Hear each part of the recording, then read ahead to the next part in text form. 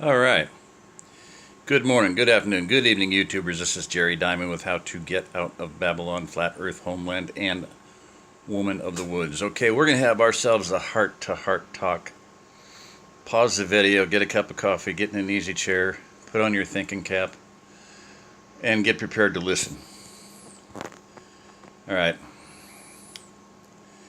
That book there, Flames from the Ashes, is by a guy named William Johnston, and it's just a series. It's a men's series, adventure series. You see on the title there, it's or on the cover, the 18th in this explosive series. You know, they get popular. They hire other people to write their book, and they just collect the check. But when I was reading those books originally, it was back when, many years ago, when they were first being written. I made the comment to my wife at the time, now ex-wife. This is not science fiction. It is history. It just hasn't happened yet. Not talking about the details, just talking about the horrific things that it portrays. So, man's inhumanity to man.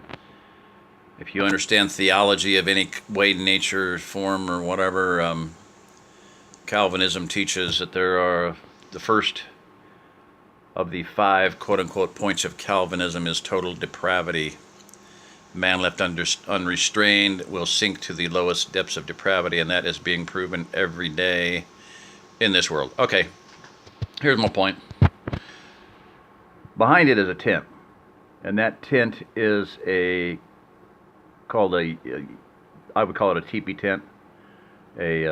They call it a yurt, and the box actually did say teepee, so it has 2 poles. I did an unboxing. I'm not going to get it out of the bag. I'm not going to drag it out again. It has one single pole with rubber cups at the top and bottom, and I'm going to say it's a good 9 feet. I could not stand it up in the house.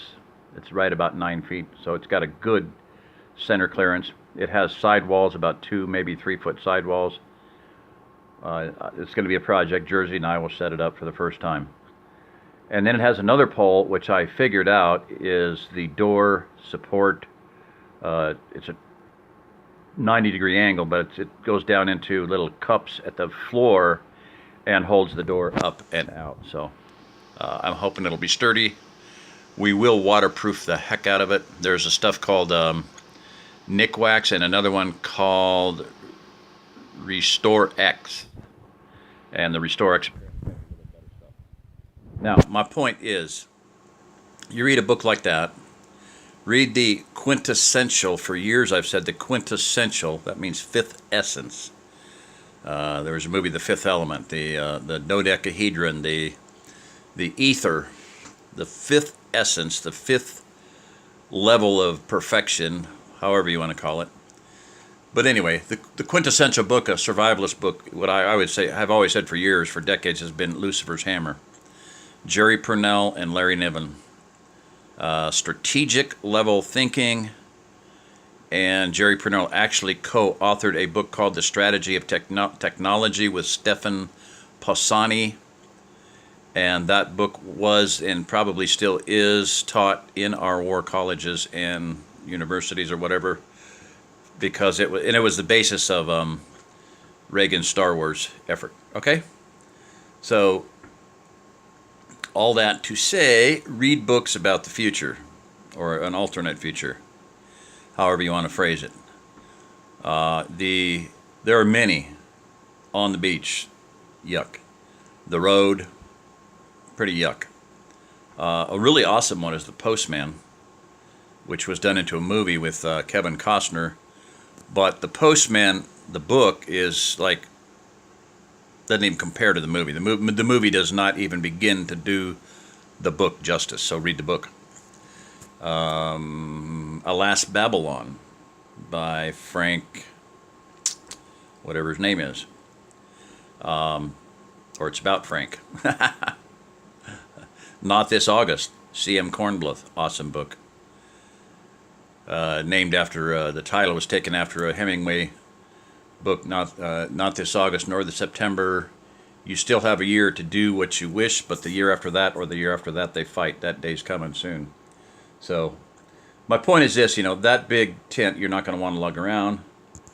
Even this tent, even though it's a little bit smaller, that is a dome tent, like I said, a four-season dome tent. And those huge bags you're not going to want to lug around. Those are where you're going to be bugging out too. You can lug them if you want, but you're not going to backpack them, and you're probably going to leave them behind. In the book Lucifer's Hammer, there's a guy named Harvey Randall. He's a newscaster, makes a lot of money. Everybody in the world knows the comet's going to hit, and so there's massive rape and pillaging and looting and all kinds of things planned.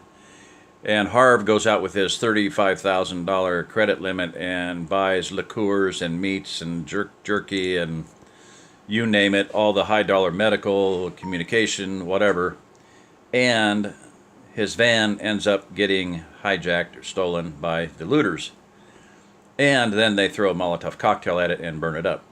And as it's burning, they smell all the liqueurs and the meat and the wonderful barbecue smell. And he went and bought frozen meat, going to jerk it.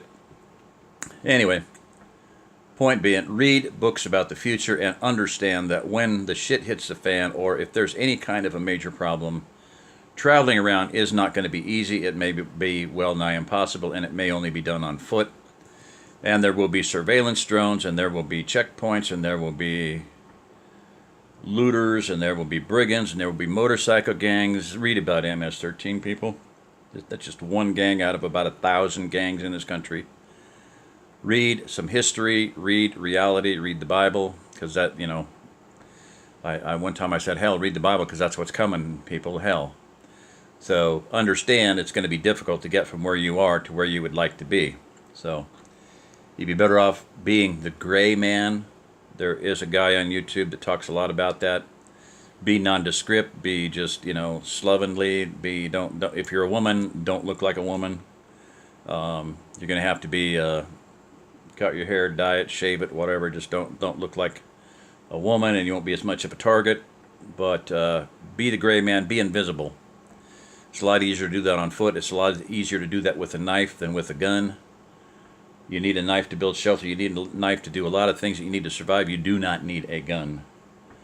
Unless you're going to plan on getting in a firefight day after day like this. Tell you in all the survivalist books by James Wesley, Rawls, and all the other people who are going to get one hell of a lot of people killed. Okay? So, if you're Joe, six-pack citizen, you're better off just getting to your place ahead of time and living there, which is what I did. I read enough of these books that I was like, the odds of me getting anywhere with my family are slim and none, and Slim's already going to have left town before I even start. So I decided to go live where I would like to be eventually. So there you go. Just a suggestion. But so that tent there, we are going to set up when Jersey gets here and we get a place for it and blah, blah, blah. And in order to heat it, because it's getting on to winter, she had bought, just because I thought, this looks cool, so she bought the sucker. Oh, by the way, there's my, that's my phone. I gave up on it, man. I did 11 minutes and it was toast. Overheated, so not going to waste my time, at least today, with it.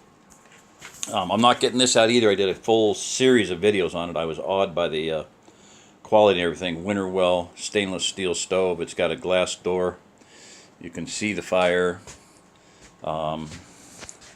This is the water heating unit with a spigot and everything. These are spring-loaded. I mean, just phenomenal workmanship. Okay, that clips onto the stovepipe, the stack, and have hot water 24/7. This is the thimble, which would go through the wall or out the roof. We might do it either way. In the teepee, we might go out the roof. You can go out the wall. It would also act as a heat exchanger, because if you're, it's sticking out about that much, it's just enough to, it's there to protect the fabric of the tent. And I think I'll probably also use a silicone. You can get silicone ones, but this 3 wing nut bolts, wing bolts, hold it on tight.